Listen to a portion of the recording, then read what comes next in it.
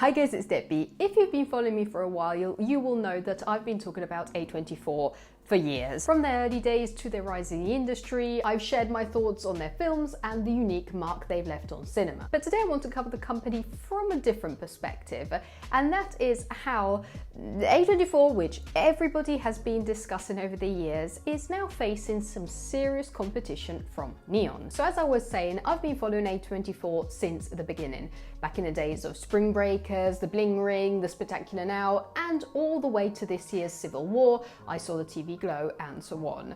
And what drew me to A24 at the time was not just the unique aesthetic that they brought to each film, but also the way they elevated new actors, directors, and artists with unconventional or niche works that might not have found the same success in this current market flooded with sequels and remakes and reboots, this mass production. For example, would Ari Aster be where he is now without Midsommar and Hereditary? Would Past Lives have been just a niche film? And what about Paul Mescal? Would he have skyrocketed to fame without After Sun? Anya Taylor-Joy's breakout as a Scream Queen was with her first film, The Witch. Of course, this is all hypothetical, but A24 has shared with us so many great stories and introduced us to amazing new talent. But while they were doing all of this, another small company was quietly rising up in the background, Neon. Founded just 7 years ago, Neon has quickly become a major player in the industry. This year marks the 5th time they've won the Pandora at Cannes with Sean Baker's Anora. A remarkable achievement,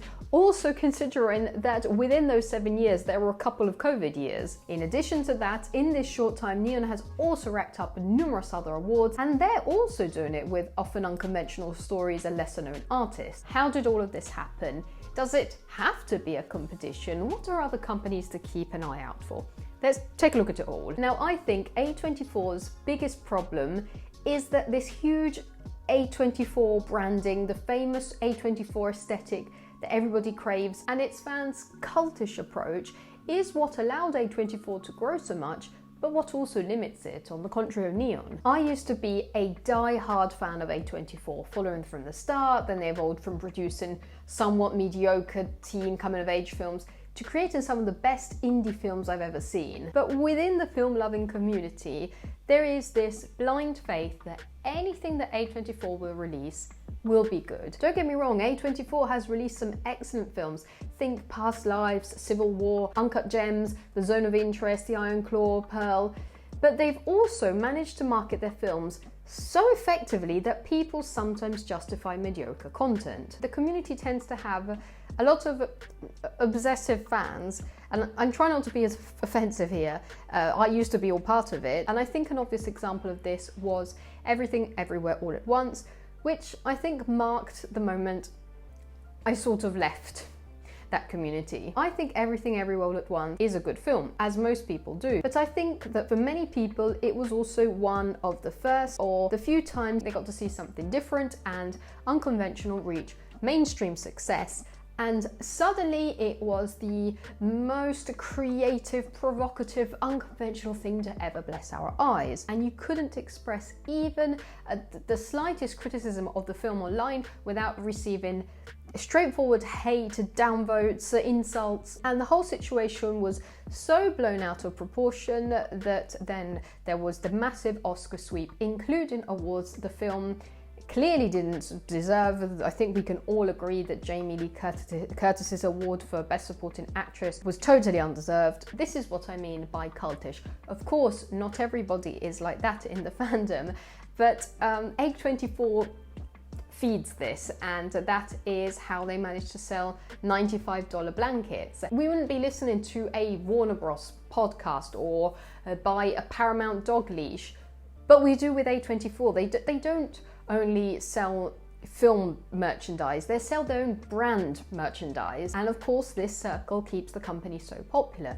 However, I was mentioning, it can also be limiting. People often look forward to A24 films for that A24 vibe. There are countless lists and articles of films that feel like A24 movies because that vibe just sells so well. But what if you want to create something completely different and just branch out to completely different genres and aesthetics? That's where Neon comes in. That's what they're doing. The company doesn't limit itself to a particular vibe. Their films range widely. We go from I, Tonya to Parasite, from Robot Dreams to Titan.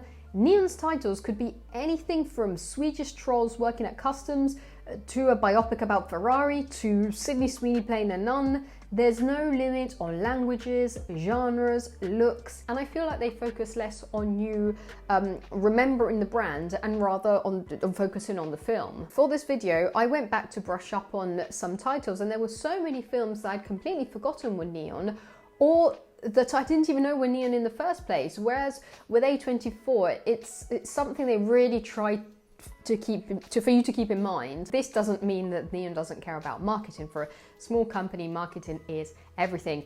Remember how they worked the Anatomy for a Fall Dog last year? They even brought him to the Oscars. And in the past, Neon actually hired former A24 employees and put them in their marketing team, that they know how important it is. But in the long run, marketing isn't everything. Even if we're talking about social media numbers, A24 has over 4 million followers in total across Instagram and Twitter, and Neon doesn't even have 500,000 combined. Yet their marketing for Longlegs helped it become the top grossing R-rated horror film of 2024 and the highest grossing indie horror film of the last decade, surpassing, for example, many big A24 horror movies. And remember, Neon's most popular movie is probably Parasite, but I don't think many people would have associated the two names together. It wasn't an important part of the popularity of the film, whereas, for example, with Everything Everywhere All at Once, which is probably A24's most popular film, if not one of the most popular, they really wanted you to keep in mind that it's an A24 film. Now, all of that being said, it's very important to keep in mind that most of these films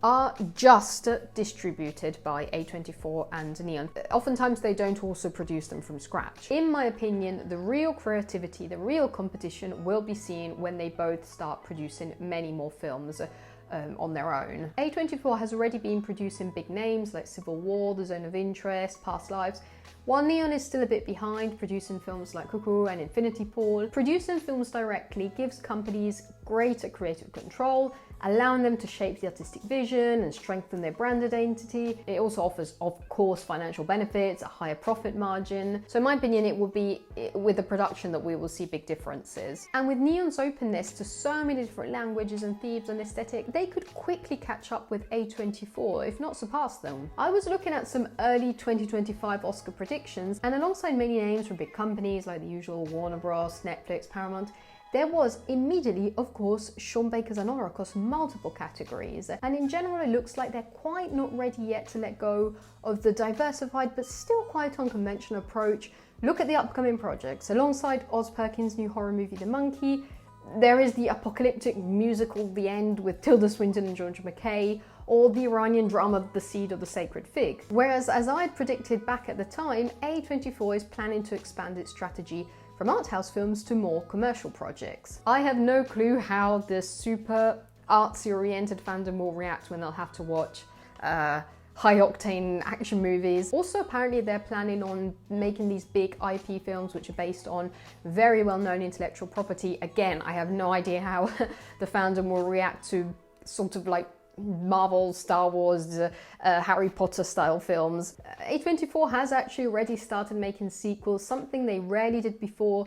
The only ones that come to mind are the Souvenir 1 and 2 and the Maxine trilogy, but now they're working on Talk to Me 2, and the first one was already huge. They've also found their golden geese like Ari Aster and Alex Garland, and I think they'll continue to milk on those. Also, something to not underestimate is that A24 is also strong with series, something which Neon isn't. Think of Euphoria, The Idol, which was absolutely awful but unfortunately very popular, Beef, Has Been Hotel, The Sympathizer. Of course, if Neon also continues along this path of success, sooner or later it will move from Premier India studio to mainstream. It's the natural course of things, so it'll be curious to see how things will play out in the future. And in any case, not everything has to be a competition. In a world in which Disney has its big events and reveals 10 more reboots and sequels, and in which Netflix pumps out a new series every weekend, and Marvel is at well over 30 films in a shared universe, we should probably be grateful that either Neon or A24 are bringing to mainstream cinema titles we would have otherwise had to dig out of some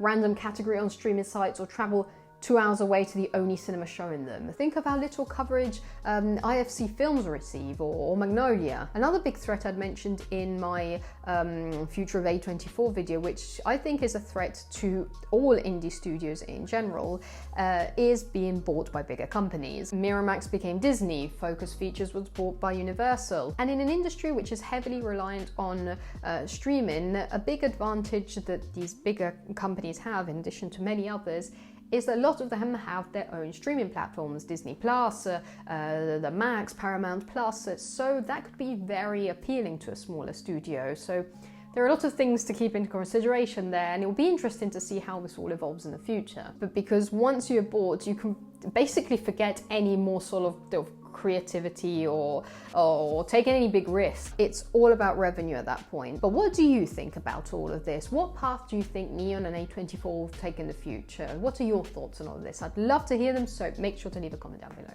Hope you enjoyed this video. If you did, make sure to subscribe, and I'll see you in the next one. Bye.